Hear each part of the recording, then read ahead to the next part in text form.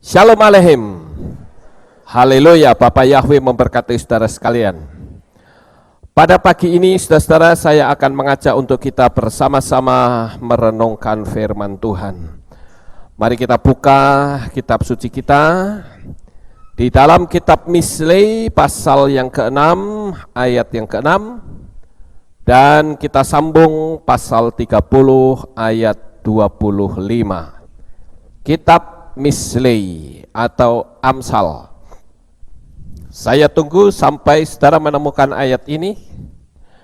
Oke, saya akan bacakan untuk saudara. Saya rasa tidak susah untuk menemukan kitab Mislei. Mislei 6 ayat 6 dan pasal 30 ayat 25, demikianlah bunyinya. Pergilah kepada semut, hai pemalas, perhatikanlah cara hidupnya dan jadilah bijaksana. Semut adalah serangga yang tidak kuat, tetapi mereka menyediakan makanannya di musim panas. Sampai di sini pembacaan kita. Saudara, kalau kita melihat di ayat ini, ada satu hal yang cukup menarik yang ditulis oleh Amsal ini, yaitu untuk orang memperhatikan perilaku semut. Barangkali kita agak sedikit tersinggung, saudara-saudara. Mungkin kita berkata, loh, kita ini manusia loh, kenapa disuruh belajar kepada semut? Saya tidak tahu kenapa ayat ini berkata demikian. Tetapi menurut pemikiran saya, semut ini memiliki cara hidup yang sangat luar biasa. Saya mencoba-coba untuk membuka ensiklopedia tentang semut, saudara. Karena Salomo menyelidiki semut pasti ada maksud. Oleh karena itu saya coba untuk melihat apa sih keistimewaan semut itu. Nah, Bapak Ibu Saudara, kita lihat bahwa semut adalah binatang yang dimusuhi manusia. Dan ternyata semut ini memiliki 9.000 spesies, sangat banyak sekali. Dan yang paling terkenal, yang sangat ganas itu disebut dengan semut marabunta. Itu ganas sekali, saudara. Hal yang menarik dari penyelidikan tentang semut ini, saudara-saudara, karena dimanapun semut itu selalu ada. Apalagi kalau saudara lihat di kehilat kita, itu ada semut yang jalan dari belakang kehilat kita, ada pohon duren menuju ke pohon jambu. Ini jumlahnya bukan puluhan, bukan ratusan ribu, tapi jutaan, saudara. Sangat banyak sekali koloni ini. Dan saya berusaha untuk memberantasnya, tetapi tidak bisa. Sampai hari ini saya merasa menyerah. Nah, saudara-saudara yang terkasih, hal yang menarik dari semut ini adalah dia adalah binatang yang pantang menyerah. Ini keistimewaan semut. Kenapa kita diajar melalui Salomo untuk kita mempelajari perilaku semut? Karena manusia itu gampang menyerah, tapi semut itu pantang menyerah. Coba kalau saudara perhatikan, ada semut dihalangi jalannya, ya, dia tidak akan kembali lewat itu, tapi dia akan berputar, saudara. Dia akan cari jalan yang lain. Yang penting tujuannya itu sampai. Nah, ini keistimewaan semut. Tapi kalau manusia, seringkali saya melihat ketika jalan hidupnya mengalami halangan, kadang orang mundur. Dia berpikir, wah, tantanganku cukup besar. Nah, sudahlah, aku nggak akan terus ke sana, percuma. barangkali Tuhan tidak menghendaki. Itu simpelnya seperti itu. Tapi berbeda sekali dengan semut, saudara. Semut ini adalah satu binatang, sekalipun dihambat seperti apa, dia akan terus menuju satu sasaran, sekalipun dia harus berputar. Saya mempelajari ilmu psikologi, saudara. Pada prinsipnya, manusia itu memiliki 4 karakter ketika dia berhadapan dengan tantangan yang ada di depan. Sebutlah ada sebuah batu besar di sana. Orang yang pertama atau jenis pertama, ketika dia melihat batu besar, dia pandangi batu itu dan berkata, wah, rasanya saya tidak mungkin bisa sampai ke sana. Karena perjalananku belum apa-apa sudah dihalangi. Mungkin belum kehendak Tuhan. Dia balik lagi, mundur. Ini jenis yang pertama. Jenis yang kedua, ketika dia melihat ada satu batu besar, dia akan lihat batu itu dan dia naik di atas batu itu. Lalu dia merenung, kenapa ya di sini kok ada batu? Kenapa jalan saya ini harus dihambat dengan benda yang besar ini? Itu jenis kedua, hanya merenung saja. Jenis yang ketiga, ketika dia melihat batu yang besar, dia berpikir, jalanku dihalangi, aku akan terus maju ke depan, tapi aku akan berputar lewat jalan yang lain. Itu jenis yang ketiga. Nah, jenis yang keempat adalah ketika dia melihat batu besar, dia akan berdaya upaya apapun, yang penting batu ini harus hancur di depan saya.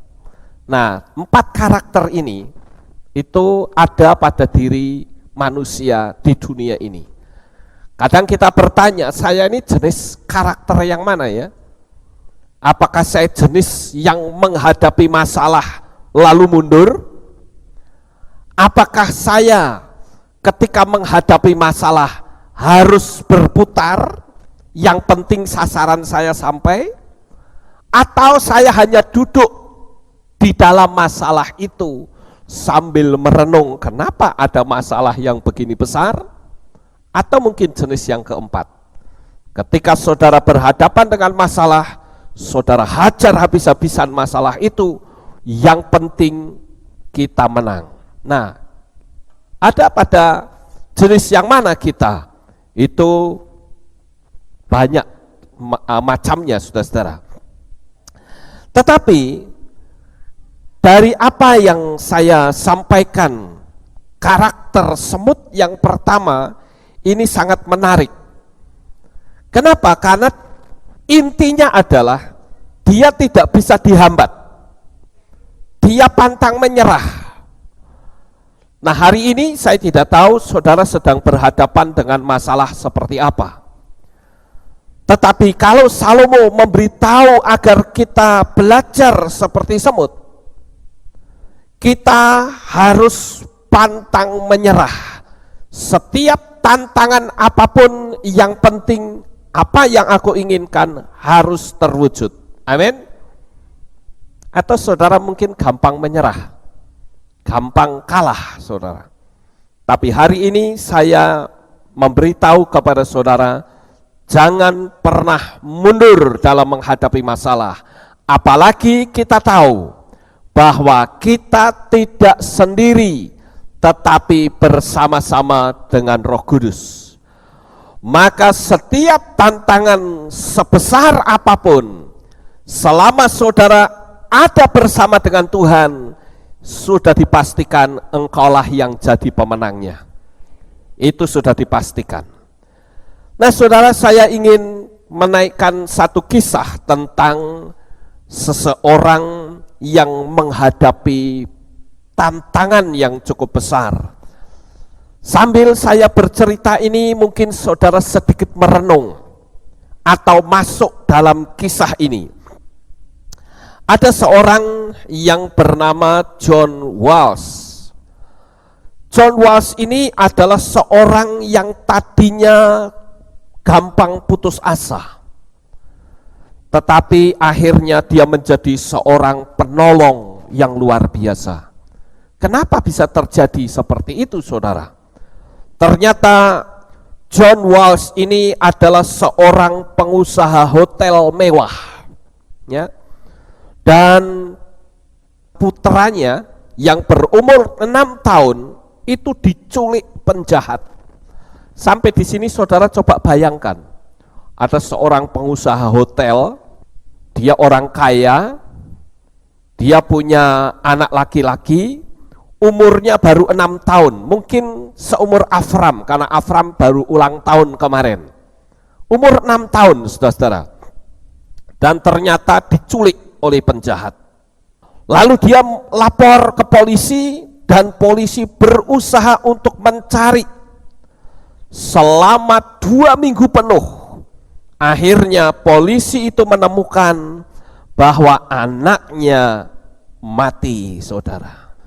Dan kejadian itu membuat syok luar biasa.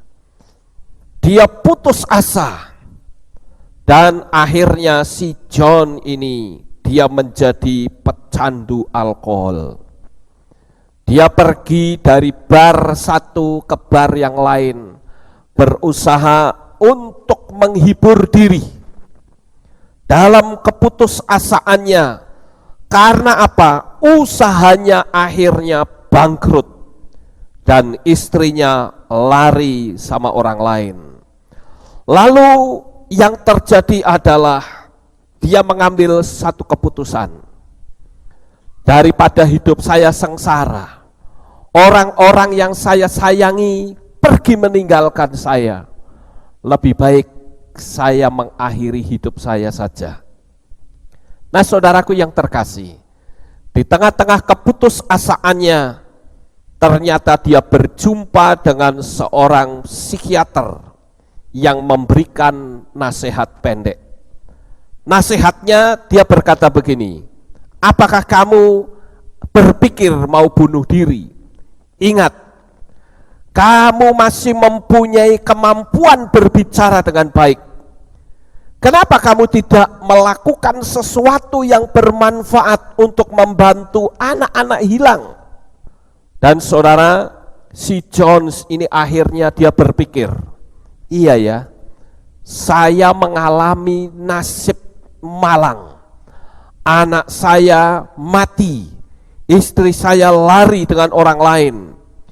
Dan kenapa saya tidak berpikir untuk saya memberi bantuan kepada orang-orang yang senasib dengan saya? Bukankah kalau saya melakukan hal seperti ini, saya akan menolong orang-orang yang memiliki nasib yang sama?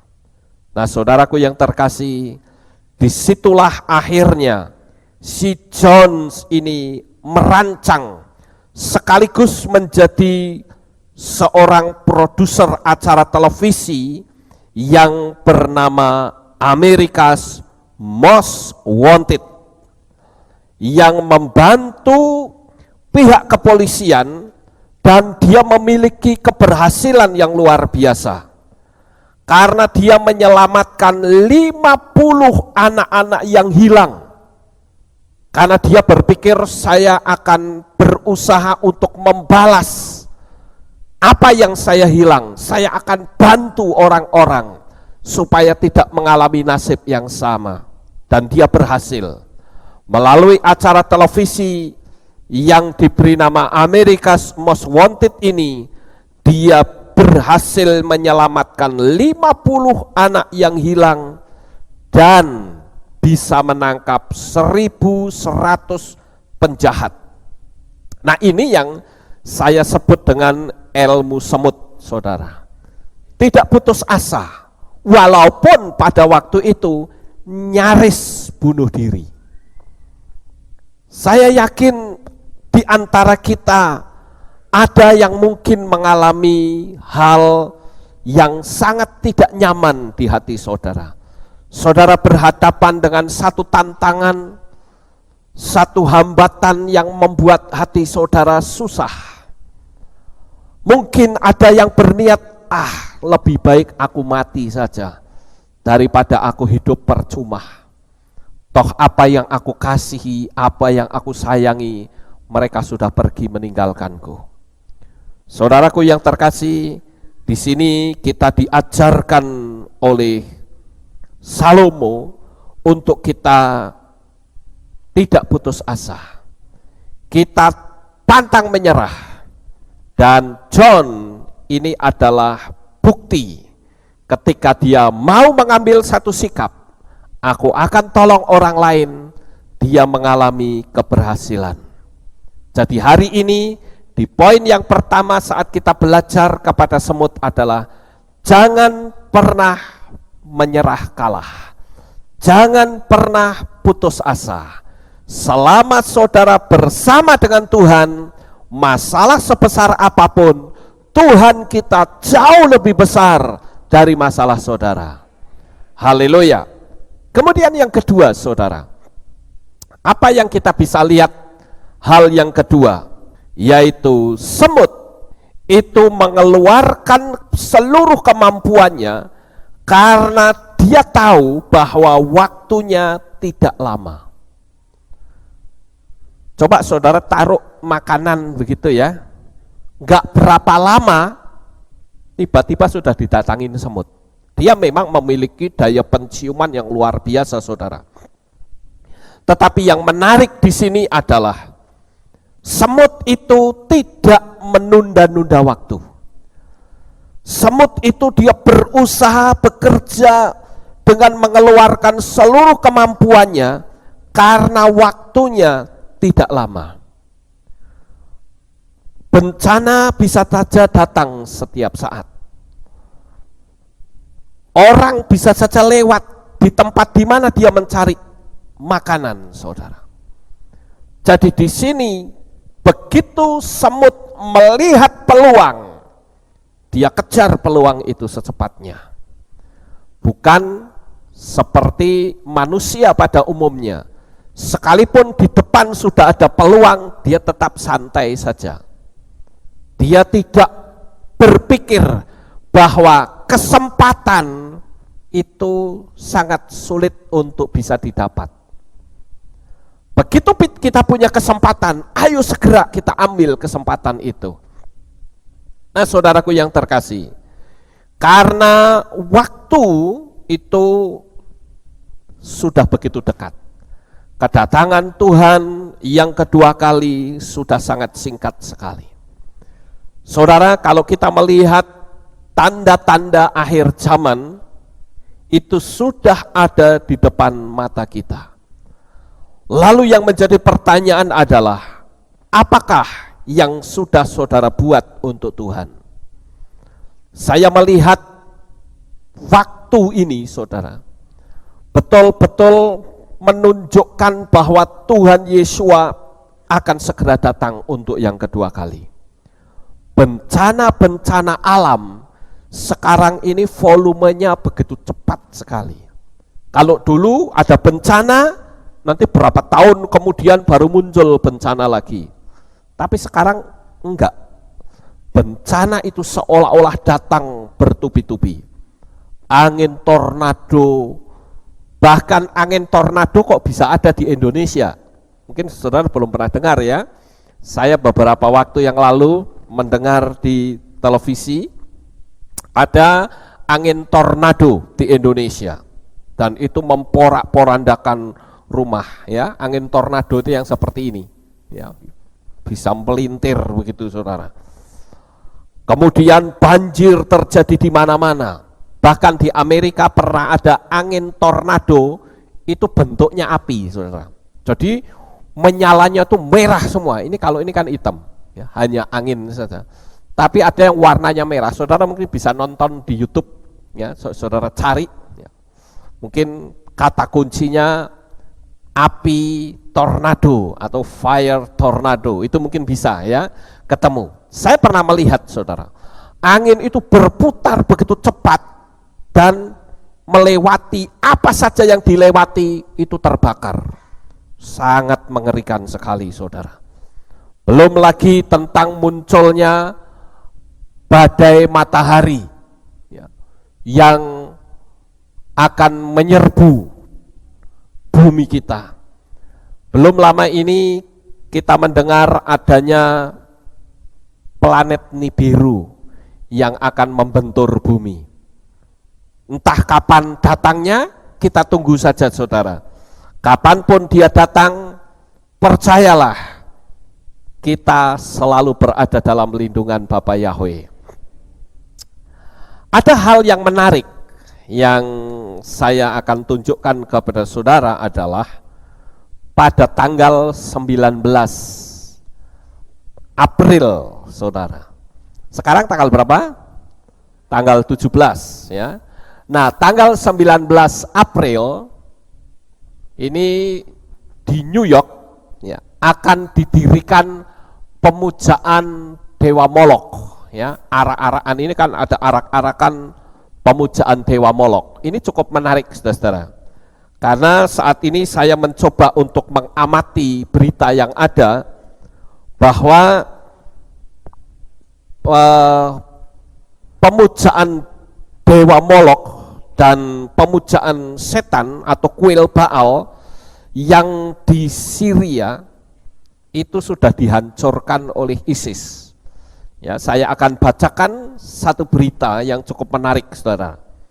Yaitu judulnya adalah Kuil Baal New York dan London bersamaan dengan hari raya korban darah bagi binatang itu.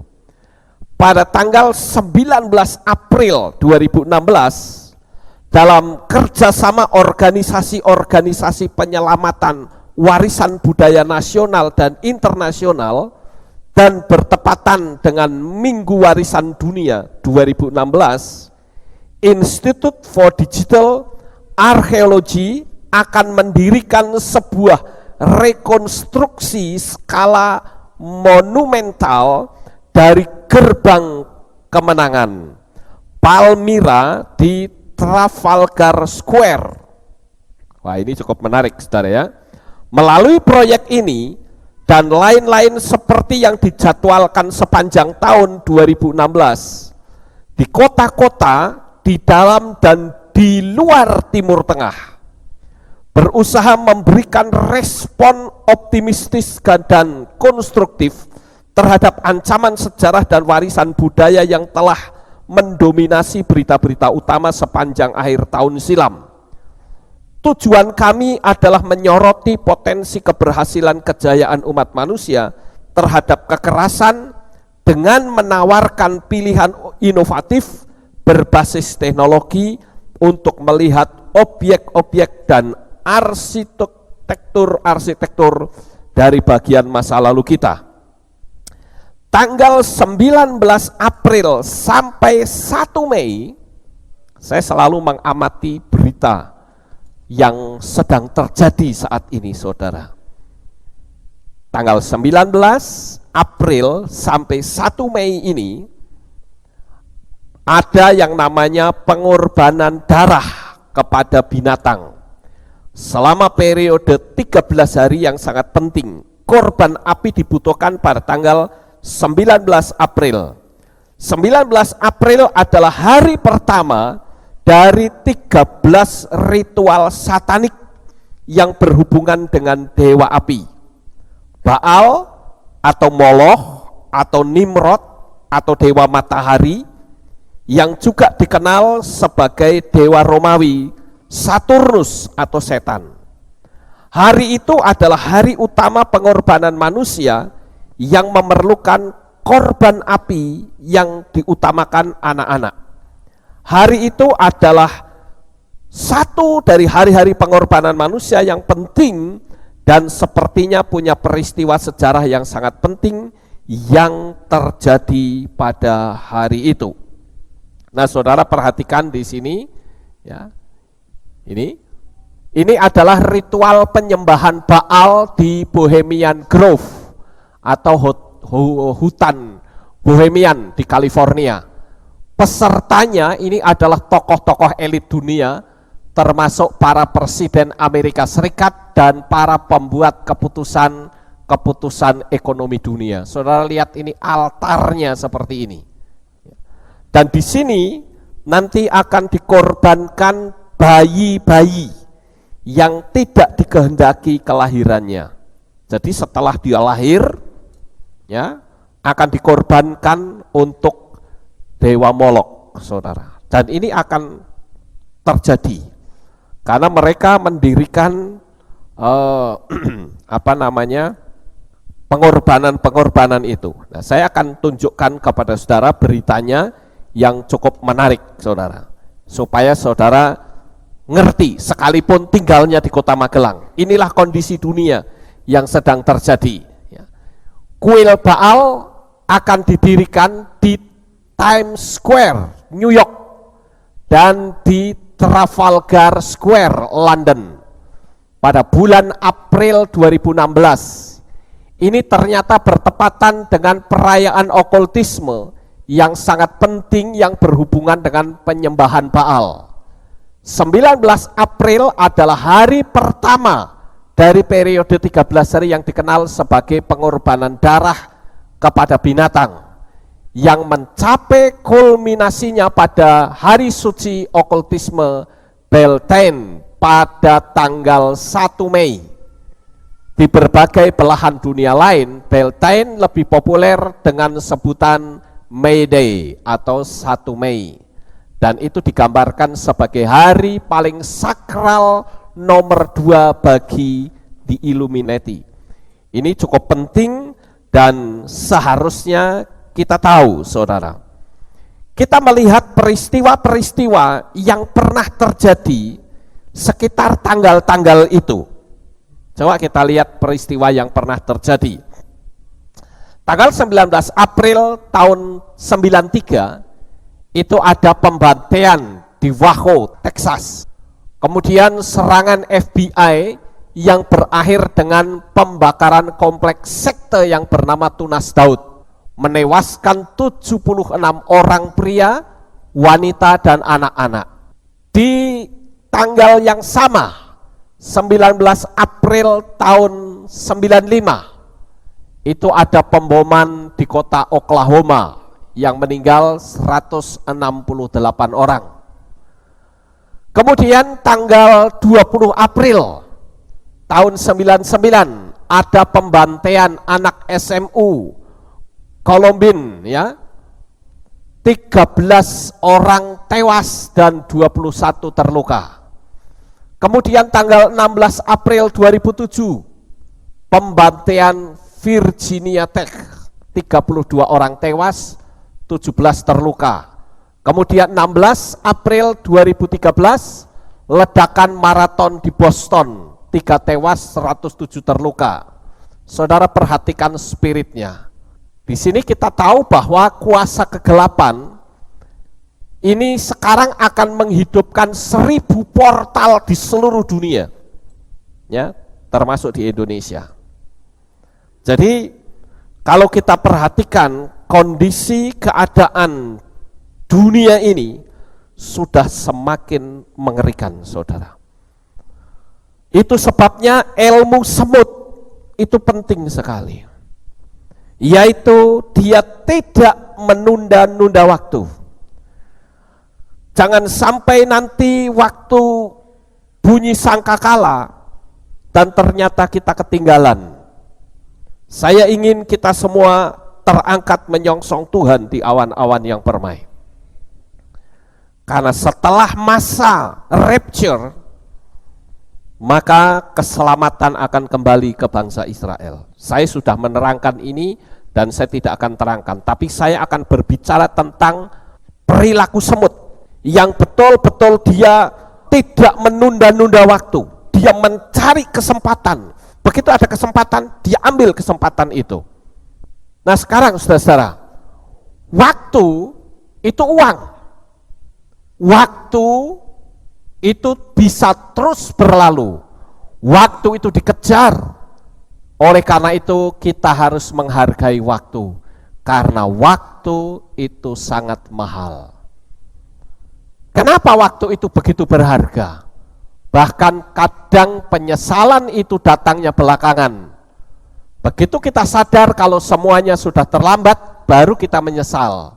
Yang perlu kita ketahui mengenai waktu itu cukup banyak, saudara-saudara. Yang pertama adalah waktu itu tidak bisa kembali.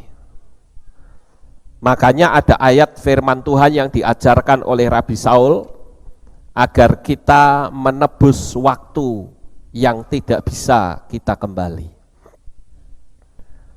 Saya selalu kalau dibicarakan tentang masa-masa sekolah, di masa sekarang ini saya gelo, saudara. Kenapa di masa muda saya tidak pergunakan waktu dengan baik untuk belajar? Kenapa saya harus masuk ke dunia hitam? Kenapa saya harus malas dalam belajar? Waktu berjalan, waktu tidak mungkin kembali. Jadi yang bisa saya lakukan adalah saya menebus waktu yang hilang. Seperti yang diajarkan oleh Rabi Saul, yaitu saya harus banyak belajar, menebus, artinya membalas dendam. Kalau dulu saya malas belajar, sekarang saya jadi maniak belajar, saudara. Nah, saudaraku yang terkasih, kadang-kadang kita cuma bisa menyesali apa yang sudah terjadi di belakang kita. Sekarang kita tidak perlu menyesali apa yang sudah terjadi. Biarkan itu sudah lewat. Sekarang yang terpenting pandang arah sasaran kita ke depan, karena waktu berjalan dengan cepat sekali.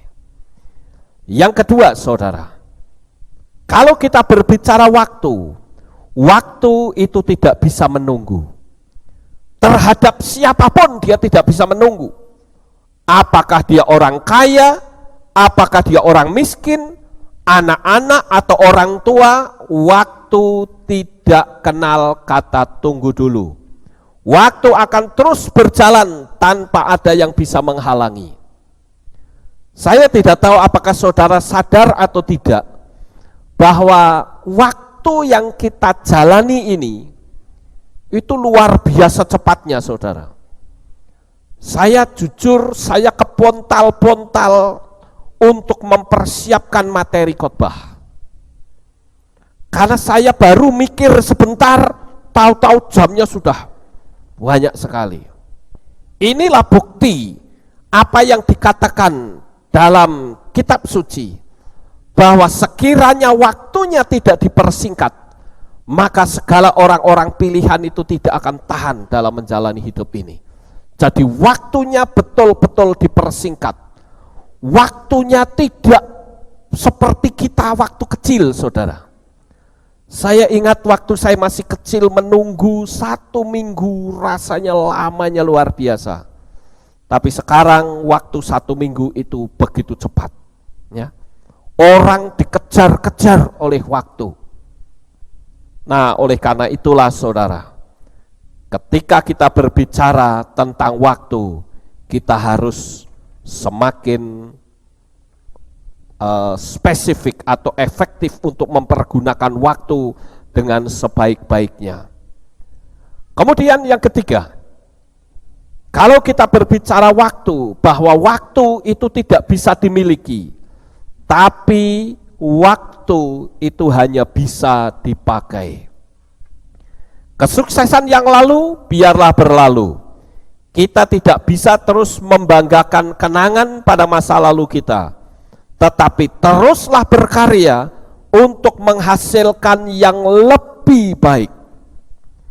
Ini kalau kita berbicara tentang waktu, saudara. Jadi jangan kita menunda-nunda. Saya sampai sekarang, karena saya tidak berdiri di depan sana, saya tidak tahu berapa banyak di antara saudara yang kalau ibadah datangnya selalu terlambat.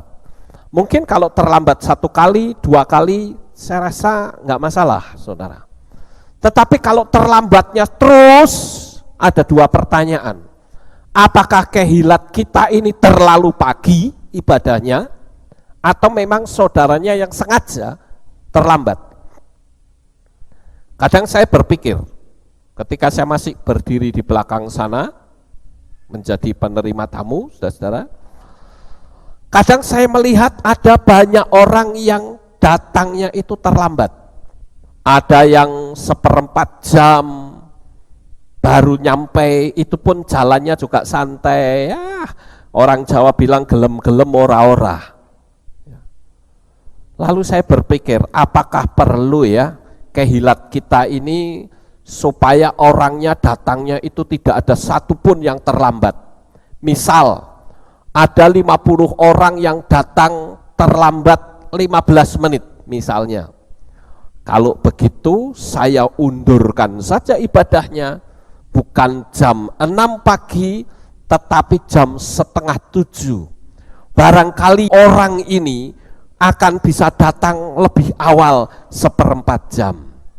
Kira-kira kalau saya buat seperti itu, orang ini masih terlambat atau tidak, saudara? Menurut saudara? Masih. Berarti yang salah bukan jam ibadahnya, tapi orangnya sengaja terlambat. Bahkan ada juga, dulu saya pernah mendengar ada orang yang kalau mau kebaktian, kan dicepet-cepet, ayo cepetan nih, sudah jamnya. Masih puji-pujian. Masih puji-pujian ini, yang penting kan firman. Ini salah ini, konsep begini nggak benar, saudara. Ibadah itu sebetulnya, saya saja kalau terlambat itu merasa sangat tidak nyaman. Apalagi kalau terlambatnya itu setiap ibadah, kok bisa nyaman? Saya heran terus terang, saudara. Jadi kita harus berusaha minimal untuk tepat waktu. Jadi kalau saudara tidak menyanyi lagu Shema Israel, itu sudah dipastikan saudara telat. Jangan sampai saudara datang ibadah terlambat, pulangnya lebih dulu. Ada loh yang ibadah begitu kita nyanyi terakhir ya, doa berkat Kohanim, Yevarecha, baru saya nanti setelah keluar sampai di situ sudah ada yang lari beberapa orang. Waduh, saya berpikir kayaknya kok gimana gitu ya, saudara ya. Kenapa sih tidak bisa menunggu barang 2 menit saja sampai pujian terakhir selesai, baru pulang jabat tangan ya. Jangan sampai belum apa ceprot lari duluan. Saya mau tanya, kalau saudara menghitung duit, itu senangnya lama atau sebentar? Ya, ini saya mau tanya nih, kalau saudara ngitung duit itu senangnya lama atau sebentar? Kenapa kok pinginnya lama? Oh, ngerti. kalau ngitungnya lama itu berarti banyak, ya. Tapi kalau sebentar cuman sedikit. Tapi kenapa kalau ibadah kok pinginnya sebentar? Ya. Nah, ini perlu dipertanyakan, saudara. Yang bisa jawab bukan saya, tapi saudara sendiri yang bisa jawab. Oke, kita lanjut, saudara-saudara. Kita kembali ke masalah semut. Semut itu binatang yang rajin dan bertanggung jawab. Pernahkah saudara melihat semut yang sedang santai? Misalnya sedang nari-nari, mabok-mabokan? Gak ada, saudara. Semut itu dia rajin bekerja. Orang yang rajin bekerja, dia layak untuk mendapatkan berkat Tuhan. Amin. Ada ayat firman Tuhan yang mengatakan, jikalau engkau tidak bekerja, janganlah engkau makan, saudara. Tapi sekarang banyak orang yang pingin makan, pingin enak hidupnya, tapi nggak mau kerja. Lalu dapatnya duit dari mana? Ngerampok, saudara, atau korupsi. Nah, ini yang saya pikir luar biasa. Semut itu rajin dan bertanggung jawab. Saudara kerja pun juga harus bertanggung jawab. Ya. Saya itu dulu orang yang kalau kerja nggak tanggung jawab, saudara. Kalau saya sudah malah ngerjakan apa-apa, tinggal brung gitu saja. Tapi sekarang saya tidak. Kalau saya ngerjain apa-apa, saya coba untuk berusaha kembalikan supaya tempatnya rapi. Itu namanya tanggung jawab. Dikasih tugas harus dilaksanakan dengan baik. Ya, jadi kalau kerjanya amatiran, ya berkatnya pun amatiran, saudara. Kalau saudara ingin hidupnya diberkati, ayo kerja yang bertanggung jawab. Sehingga dengan kerja yang bertanggung jawab, hidup saudara akan diberkati oleh Bapa Yahweh. Amin. Mengenai berbicara tentang bertanggung jawab, saudara, saya akan menceritakan satu kisah. Ada seorang yang bernama Lois Papas. Ini terjadi di tahun 1951. Lois Papas ini bermigrasi atau pindah ke Amerika untuk mengadu nasib di sana. Dan apa yang terjadi? Waktu itu dia baru berumur 20 tahun. Lois Papas ini, saudara, masih sangat muda. Dan dia juga tidak bisa bicara bahasa Inggris, tapi dia ingin mengadu nasib di Amerika dan cuma memiliki uang $30 saja. Ini orang yang kerjanya sungguh-sungguh, yang bertanggung jawab, hasilnya pun luar biasa. Lalu apa yang Lois Papas ini lakukan, saudara-saudara? Dan melalui perjuangannya, dia berhasil menjadi pebisnis restoran Yunani yang memiliki 35 cabang di seluruh Amerika. Dan untuk mengenang kembali perjuangannya di masa lalu dan membalas kebaikan orang Amerika, dia melakukan sesuatu yang sangat spektakuler, saudara. Yaitu apa? Setiap tahun Lois Papas ini membuat acara besar dan meriah dengan menyediakan makanan gratis dan sepuasnya kepada 7.000 orang yang datang dan melakukan pemeriksaan kesehatan serta membagi souvenir dan makanan pokok gratis. Wah, ini luar biasa ya. Ini orang yang tahu diri, saudara, yang tidak sombong. Dia bekerja dan setelah berhasil, dia perlu mengenang masa lalu, bagaimana perjuangannya di Amerika. Dan sebagai rasa terima kasih dia bikin cara seperti ini. Saudara tahu, bukannya Lois Papas ini rugi, malah dia dicintai oleh begitu banyak orang Amerika. Usahanya bukannya bangkrut karena memberi makan 7.000 orang secara gratis, tetapi usahanya menjadi semakin besar. Orang Amerika semakin senang.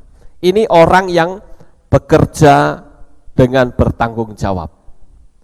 Kemudian yang berikutnya, kita kembali lagi bicara tentang semut, saudara. Semut itu bekerja tim, ya, atau istilah kerennya teamwork, ya, kerja tim. Jadi dia tidak one man show, tidak. Saya menyadari saya melayani di Kota Magelang ini, saya tidak bisa one man show, tidak bisa. Tapi saya perlu orang-orang yang punya hati dengan Tuhan untuk bisa bersama-sama melayani. Tidak ada satupun kehilat atau gereja manapun yang bisa maju kalau one man show, tidak bisa. Tetapi semua kerja tim. Seperti misalnya saya di sini. Ada bagian kematian, ada bagian pernikahan, ada bagian kebersihan. Ya, di sini kan ada kan Kebersihan itu grupnya K3. Kemudian bagian kematian ada sendiri. Jadi tidak semua ditangani saya. Coba saudara bayangkan kalau semua saya tangani. Ada orang mati, saya yang kerangkai bunga. Ya. Kemudian nanti untuk bersih-bersih saya yang ngosein WC. Ya, bersihin semua ini. Lalu khotbahnya bagaimana? Belajarnya bagaimana, saudara? Enggak bisa. Semua tidak bisa one man show, tapi kerja tim. Seperti semut. Semut itu kerja tim, saudara. Karena kalau kerja tim, maka jika ada sesuatu, ada yang memberi saran. Oh, sebaiknya begini. Saran yang memajukan sesuatu. Karena kerja tim, otaknya jadi banyak, saudara. Tapi kalau sendirian, ketika dia menghadapi kesulitan, dia bingung. Ini gimana ya jalan keluarnya? Pasti bingung, saudara. Nggak usah jauh-jauh lah, saya pasang lampu ini saja yang di atas ini saya kerja tim, saudara. Saya nggak bisa sendiri. Gimana cara garisnya ini? Harus lurus. Bagaimana saya menaikkan barang-barang ke atas? Ya. Sekalipun yang pasang saya, tetapi tetap di bawah itu ada orang-orang yang ngawasi, kanan, kiri, kiri. Nah, baru pas, saudara. Kalau enggak bisa. Harus ada kerja tim. Nah, berbicara tentang kerja tim, saudara, saya ingin bercerita juga tentang satu perusahaan buku panduan perjalanan. Dan perusahaan buku panduan perjalanan ini bernama Lonely Planet. Dan dia adalah sebuah perusahaan buku panduan perjalanan yang terbesar di dunia. Dan pada waktu itu dia membuat sebuah kesalahan dalam mencetak buku. Yaitu apa? Buku yang ditulis di buku sampulnya tertulis Western Europe, yang kurang huruf R-nya, saudara. Wah, gimana nih? Buku sudah dicetak, nggak tanggung-tanggung, jumlahnya 40.000 buku sudah dicetak. Tetapi tulisnya salah, saudara. Bukan Western Europe, tetapi Western Europe, kurang R. Wah, gimana nih? Kalau ini buku diedarkan, wah bisa-bisa nggak laku. Lalu dari pihak manajemen Lonely Planet meminta setiap orang dalam redaksi, manajerial, marketing, produksi dan lain-lain untuk mengemukakan ide dan solusi untuk kesalahan tersebut. Mereka tiap-tiap bagian itu dikasih tahu, ini kita punya kesalahan nih, buku sudah tercetak 40.000 tapi hurufnya kurang R. Apakah pada waktu itu manajernya ngamuk-ngamuk, saudara? Atau mungkin produsernya ngamuk-ngamuk sama bagian setting editornya? Kenapa kamu setting editor sebagai seorang editor? Kenapa sampai nulis Western saja hilang huruf R-nya? Ya manusia kan bisa hilaf, saudara. Lalu orang itu serta-merta dipecat. Tidak, dia tidak lakukan itu. Dia tahu bahwa kerja tim itu harus saling menopang. Tidak serta-merta main pecat, ngamuk, marah-marah, yang terjadi justru energi negatif. Tetapi ternyata dari pihak manajemen Lonely Planet ini, dia minta tiap-tiap bagian itu mengeluarkan solusi atau ide bagaimana jalan keluar untuk kesalahan ini. Ada yang mengusulkan musnahkan saja, cetak ulang. Ya. Ada juga yang mengusulkan tempelkan saja huruf R di antara huruf E dan N. Tetapi tetap itu akan merusak citra perusahaan, saudara. Lalu bagaimana cara ini, jalan keluarnya, saudara? Dari tiap-tiap bagian itu, usulannya ditampung semua. Lalu ada seseorang yang memberikan usul, yaitu munculnya satu ide yang sedikit bergurau begitu saudara, yaitu membuat bookmark atau tanda buku. Ya biasanya kalau buku yang tebal-tebal itu kan suka ada pembatasnya, itu tanda buku saudara. Nah ada yang memberi ide, bikin itu saja, bikin bookmark atau pembatas buku disertai dengan permohonan maaf dan diselipi kata-kata, jika mencetak ulang buku tersebut maka akan memotong banyak pohon karena bahan bakunya dari pohon dan akan merusak lingkungan hidup. Ditulis seperti itu di bookmarknya saudara. Dan ternyata saudara tahu, respon dari pembaca itu luar biasa. Hanya ide kecil ini membuat perusahaan ini terus eksis sampai hari ini saudara. Kenapa? Karena ada teamwork, ada kerjasama. Tapi kalau tidak ada kerjasama akan berbahaya. Bagaimana dengan kita? Seringkali saya melihat di luar sana ada banyak perusahaan yang didemo oleh pegawainya. Kenapa? Karena pegawai ini diperlakukan bukan sebagai keluarga. Coba kalau saudara punya perusahaan, ya mungkin saya bisa menganjurkan buat supaya pegawai saudara itu nyaman. Saya punya seorang teman, saudara. Teman saya ini punya perusahaan, tokonya banyak di mana-mana. Dan saya sempat tanya pada teman saya, kalau membayar gaji pegawai itu 1 bulan itu berapa? Dia bilang, saya membayar gaji pegawai saya itu hampir 1,5 M gajinya 1 bulan. Jadi tiap-tiap orang dia katakan, saya gaji lebih besar dari perusahaan orang lain. Dia berkata, tahu nggak Pak Lukas, tujuannya apa? Supaya dia tidak bisa dipengaruhi oleh perusahaan lain. Saya bilang, wah luar biasa. Dan sampai hari ini perusahaan itu terus berkembang. Ini kerja tim saudara. Karena dia menyadari bahwa saya tidak mungkin bisa mendapatkan uang tanpa orang-orang ini. Bahkan kadangkala dia itu kalau urusan bisnis ke luar negeri, dia cuma perintahkan bawahannya, pegawainya, kamu pergi ke Cina, nanti kamu ketemu ini, urusi semua. Jadi teman saya ini tetap eksis dalam perusahaan karena apa? Karena dia itu menggaji lebih besar dari gaji orang pada umumnya. Dan hal ini saya rasa perlu dicontoh kalau sekali waktu saudara punya perusahaan.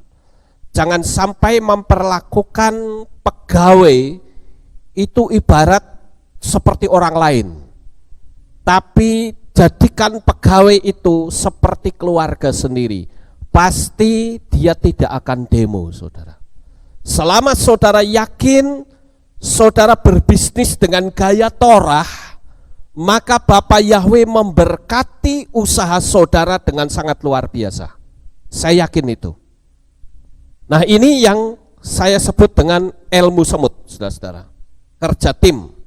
Jadi orang-orang bawahan saudara buat yang mapan. Kecuali kalau memang saudara sedang merintis, itu lain. Ya tidak bisa saudara gaji dengan gaji yang besar karena belum mapan. Tapi kalau sudah perusahaan besar, ya buat orang lain itu, apalagi mereka pandai-pandai, supaya betah bekerja di perusahaan saudara. Amin. Yang berikutnya bahwa semut itu selalu mandiri, saudara. Semut tidak memiliki pangkat, posisi maupun jabatan. Walaupun kalau kita melihat dalam satu koloni itu memang ada ratu, ya, ratu semut ada, terus kemudian ada lagi semut petarung, itu juga ada, semut pekerja itu ada. Nah, yang saya ceritakan ini adalah semut pekerja. Kalau dia sudah ngerti tugasnya, nggak usah disuruh, dia nggak perlu pangkat saya apa, nggak perlu. Yang penting dia laksanakan tugas dengan sebaik-baiknya. Dia selalu mandiri, saudara, ya, dan bertanggung jawab dalam pekerjaannya, sekalipun tanpa pengawasan. Nggak ada tuh yang ngawasin, kamu kerjanya apa sekarang? Semut nggak begitu, dia kerja secara otomatis. Dia tahu posisinya. Berbeda dengan manusia, saudara. Kerja harus diperintah-perintah, terkadang ditunda-tunda, malas, ya. Bahkan ada yang kerja karena fasilitas, misalnya fasilitas kantor gitu ya, ada jaringan internet, males Facebookan, itu sudah nggak efektif sebetulnya. Atau mungkin cuman hanya lihat-lihat di internet, padahal itu jam kerja. Ini kan nggak efektif sebetulnya, saudara. Dan itu kerja amatir yang model begitu. Kerja itu yang sungguh-sungguh, sekalipun tantangan banyak. Saya sampai hari ini jujur saya salut dengan Ahok, saudara, Gubernur Jakarta. Dia begitu berani, dia berantas korupsi habis-habisan. Bahkan dia membuat sebuah pernyataan, sekali waktu aku jadi presiden, aku habisi semua orang yang menjadi koruptor. Saya tidak peduli dan saya terus doakan dia supaya betul-betul Indonesia itu dipimpin oleh orang-orang yang baik, orang-orang yang anti korupsi. Indonesia ini sudah terlalu parah. Saya bersyukur pemerintahan Jokowi ini banyak melakukan terobosan-terobosan. Papua yang tidak pernah dikunjungi oleh presiden-presiden, paling kunjungannya cuma sebentar nginguk, pulang lagi. Sekarang Jokowi bikin terobosan-terobosan luar biasa di sana. Dan Indonesia ini kita terus doakan supaya menjadi negara yang dipimpin oleh orang-orang yang baik. Orang baik itu banyak sekali loh, saudara. Cuman sayangnya mereka ditindas terus. Tapi sekarang saatnya orang-orang baik itu mulai bermunculan. Ya, di banyak kota saya melihat ada wali kota yang baik-baik bermunculan. Ya, seperti saya dengar Ibu Risma, ya, yang di Surabaya itu juga baik orangnya. Dan saya yakin orang-orang baik ini akan dimunculkan oleh Tuhan untuk membuat negara ini menjadi negara yang makmur, tidak dikorup duitnya, saudara, tapi betul-betul sampai ke rakyat. Jadi sekali lagi kita perlu untuk mandiri dalam bekerja, tidak malas, tidak amatiran, saudara. Saya ingin naikkan satu cerita lagi. Ada seorang yang bernama Paulo Coelho. Di masa mudanya dia dipaksa oleh ayahnya untuk menjadi insinyur. Namun dia ingin menjadi seorang penulis. Dia bahkan pernah berurusan dengan rumah sakit jiwa karena mengalami tekanan dari ayahnya yang terus memaksakan kehendak agar menjadi seorang insinyur. Sampai dia bisa menunjukkan kemampuannya sebagai seorang penulis dengan bukunya yang berjudul The Alchemist yang laku lebih dari 20 juta eksemplar. Orang kalau kerjanya tidak amatiran, dia bisa tunjukkan ke dunia bahwa aku bukan pekerja amatir, tapi aku orang yang sungguh-sungguh. Ini konsep hidup yang diberkati. Ini konsep hidup sukses, saudara. Ilmunya adalah ilmu semut, saudara. Ini sangat penting sekali. Kemudian yang berikutnya, saudara, semut itu bertindak dengan segera. Mungkin poin yang keenam ini agak sedikit mirip dengan poin yang awal tadi, yaitu tidak menunda-nunda waktu, namun memiliki pemahaman yang sangat berbeda. Semut itu memiliki falsafah, jangan banyak bicara, lakukan segera. Semut tidak pernah menunggu makanan yang datang, tetapi dia yang mencari dan terus mencari. Semut juga tidak berharap temannya mencarikan makanan, dia cari sendiri. Begitu sudah dapat, dia berikan kepada yang lain. Ada teamwork, ada kerjasama, saudara. Jadi istilahnya bukan menunggu bola, tetapi dia jemput bola. Ini adalah cara dari semut, saudara-saudara.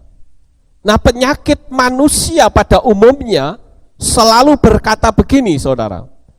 Kalau nanti saya sudah berhasil, baru saya akan sungguh-sungguh bertindak. Ini kualik. Justru orang bisa berhasil itu kalau dimulai kesungguhannya dari sekarang. Orang sukses adalah orang yang melakukan tindakan dengan serius dan sungguh-sungguh. Nah, sekarang saudara harus menjadi orang yang tidak umum, yang beda istilahnya. Berapa banyak kita melihat orang yang sekolahnya tinggi-tinggi, tetapi tidak berhasil dalam hidupnya. Tetapi berapa banyak orang yang sekolahnya rendah, tapi hidupnya itu berhasil. Karena dia sungguh-sungguh, dia tidak amatiran, saudara-saudara. Nah, saya akan naikkan cerita lagi, saudara-saudara, yaitu tentang seorang yang bernama Nicholas Christophilus. Nicholas Christophilus ini adalah seorang karyawan bagian perawatan lift yang tertarik dengan ilmu pengetahuan. Apa yang dia lakukan? Dia mempergunakan waktu selama 30 menit sampai 1 jam sebelum tidur untuk membaca buku fisika nuklir selama beberapa tahun. Dan pada tahun 1948 dia membuat sebuah rancangan akselerator partikel yang menurutnya akan lebih murah dan kuat. Kemudian dia mengirimkan rancangannya itu ke Komisi Atom Amerika. Dan hasilnya apa? Sangat luar biasa dan sempurna. Pemerintah bisa menghemat biaya 70 juta dolar. Nah, atas jasanya dia mendapatkan imbalan uang tunai 10.000 dolar, memiliki kedudukan tinggi di laboratorium radiasi Universitas California. Dia sukses karena meluangkan waktu 1 jam untuk membaca. Sekarang pertanyaannya, apakah saudara senang membaca? Kalau saya lihat di Magelang ini kayaknya orang nggak suka membaca deh. Terbukti apa?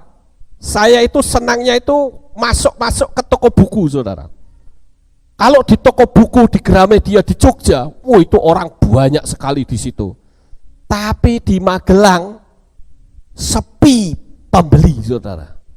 Saya lihat di toko buku, ya, toko buku Karisma itu, saya lihat di situ kok yang masuk itu cuman 2 orang. Saya dengan ada 1 orang lebih dulu di situ. Saya datang lagi dalam waktu yang lama, iya begitu juga, saudara. Saya pikir ini orang Magelang ini suka membaca atau tidak sebetulnya, atau bacanya cuma senang baca status. Kalau baca status itu seneng kali ya, tapi baca ilmu pengetahuan, saudara. Luangkan waktu. Makanya saudara, saya katakan kalau saudara ikuti cara belajar saya, mabok kali saudara. Saya belajar kadang dari pagi sampai malam. Kalau belum lewat jam 12 rasanya belum pengen tidur. Semalam saya sampai jam 1:30 pagi, saudara.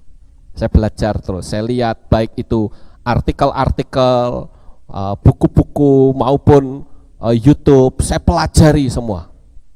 Otak saya tidak boleh berhenti, saudara. Karena kalau otak saya berhenti, jadi apa? Pikun, saudara. Harus kerja terus.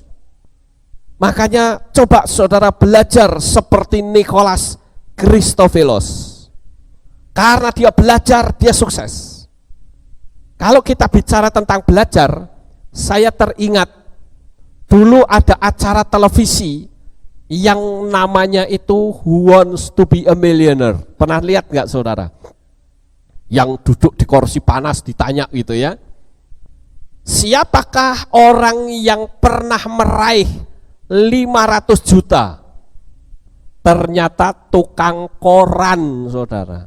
Karena dia tiap hari baca koran. Dia manfaatkan itu koran untuk ilmunya dia. Padahal sebelum-belumnya ada pilotnya, ada dokternya, ya, ada ahli hukumnya, ada hakimnya, banyak sekali orang-orang yang bertitel, tetapi hanya mentok sampai 100 juta saja. Tapi orang yang tidak sekolah apapun, dia cuma sebagai penjual koran, dia bisa meraih sampai 500 juta. Itu bukti bahwa manfaat membaca itu luar biasa. Amin. Saya berharap selesai kita ibadah, saudara menjadi orang yang senang membaca. Amin. Minimal membaca kitab suci. Lu kok ketawa semua? Minimal membaca kitab suci. Jangan sampai kitab sucinya itu dipakai untuk obat tidur, saudara. Selama ini kan orang kalau baca kitab suci, kalau sulit tidur, ya, begitu baca, nggak sampai satu pasal, bablas, saudara. Tapi kalau orang senang membaca kitab suci, mau tidur malah jadi nggak bisa tidur. Saya kalau sudah mau tidur, istri saya selalu bilang apa? Semua tutup, tidak boleh lihat apapun. Ya. Karena saya biasanya kalau sudah baca, waduh, malah nggak bisa tidur. Jadi semua harus ditutup, baru saya tidur, saudara. Ya. Jadi di sini kita sebagai anak-anak Tuhan harus menjadi orang yang gemar membaca. Yang berikutnya, yang ketujuh, semut itu adalah binatang yang komunikatif. Pernah nggak saudara melihat semut itu kalau ketemu mesti tempelan sebentar? Apa yang dia lakukan, saudara? Ini saya menemukan itu di ensiklopedia ya, karena saya mempelajari ini di ensiklopedia, saudara. Mengapa semut berhenti sejenak ketika bertemu atau berpapasan dengan semut lainnya? Ada seorang peneliti semut yang namanya T.Z. Skinnerla dari Universitas New York. Dia menyimpulkan bahwa zat kimia yang dikeluarkan dari makanan ataupun dari musuh, semut itu menempel pada semut itu. Ketika bertemu dengan semut lainnya, semut ini akan saling menyapa atau bersentuhan. Nah, dengan saling menyapa inilah zat kimia dari semut akan memberitahu temannya melalui antena di kepala semut apakah di lingkungan sekitarnya ada makanan atau ada musuh. Jadi komunikatif sekali. Kalau kita mau belajar, itu sangat luar biasa. Semalam saya melihat di YouTube, saudara-saudara, itu tentang menyelidiki kupu melalui mikroskop. Kenapa kupu ketika dipegang, dilepaskan, itu kupu itu begitu terbang, itu ada serbuk-serbuknya yang berterbangan. Nah, itu di mikroskop. Wah, saya kagum lihat ciptaan Tuhan yang luar biasa. Ternyata sayapnya kupu itu luar biasa rumitnya, saudara. Ada seperti lempengan-lempengan kecil gitu, itu pakainya mikroskop elektron. Jadi sudah dilihat satu lempengan saja, itu masih bisa di zoom ribuan kali. Sampai ada guratan-guratan kecil. Saya bilang luar biasa, ini baru sayap kubu saja saudara. Saya melihat itu sampai saya ngomong situ, luar biasa, hebatnya ciptaan Tuhan. Bayangkan saudara. Semakin kita belajar, semakin kita mengagumi akan kehebatan Tuhan. Nah, itu termasuk komunikatif. Kita bisa belajar dari orang lain dengan membaca buku, kita tanya sesuatu, itu komunikatif, ya. Sehingga kita tidak gaptek, saudara. Saya sadari, saya dulu tidak sekolah teknologi apapun, kecuali elektro, memang saya belajar. Tetapi untuk komputer saya nol sama sekali. Tetapi saya bersyukur karena saya banyak belajar, saya bisa menguasai banyak program yang ada, saudara. Nah, ini karena mau komunikatif. Nah, saudaraku yang terkasih, kesuksesan itu tidak mungkin didapat tanpa adanya komunikasi antar sesama. Orang yang bersifat tertutup akan sulit mendapatkan relasi dan kesuksesan. Kalau saudara ingin sukses, saudara harus banyak bergaul dengan orang luar. Cari informasi-informasi penting. Jangan sampai kita kalah dengan dunia ini, saudara. Dunia ini menawarkan sebuah kompetisi dalam perjalanan hidup kita. Tapi kalau kita tidak mau belajar, kita tidak komunikatif, maka kita ibarat seperti katak dalam tempurung, tidak tahu apa-apa, saudara. Tapi kalau kita mau belajar, kita lihat dunia nyata, kita berani bersaing dengan dunia, saudara. Amin. Jadi saya ingin, ayo kita menghadapi persaingan dunia yang global ini. Jangan mau kalah, saudara. Jangan gampang minder. Tapi yakin bahwa di dalam dirimu punya potensi yang besar. Dan saya percaya kalau saudara mau melakukan ilmu semut ini, hidup saudara pasti akan sukses. Hidup saudara pasti akan menyenangkan Bapa Yahweh. Sukses besar untuk saudara. Bapa Yahweh memberkati. Haleluya.